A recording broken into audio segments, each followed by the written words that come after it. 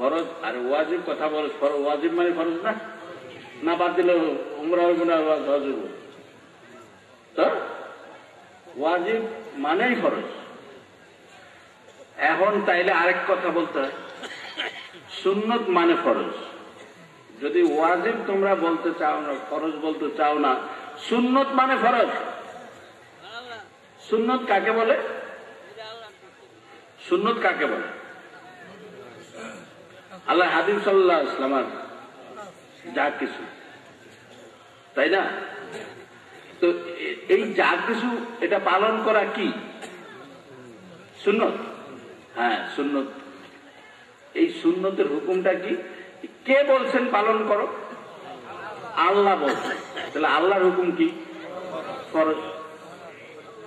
তাইলে প্রত্যেকটা সুন্নত আল্লাহর হাবিব সাল্লাল্লাহু আলাইহি ওয়াসাল্লামের মর্জি, তিনি সম্মতি মানে কিছু বলেন নাই, অথবা তিনি পছন্দ করছেন, নিজে করেন না, একজনের করতে দেখছেন, পছন্দ করছেন, ওনার পছন্দই ফরজ হয়ে গেছে। ওনার আল্লাহর বন্ধুর পছন্দ আল্লাহর বান্দাদের জন্য ফরজ হয়ে গেছে।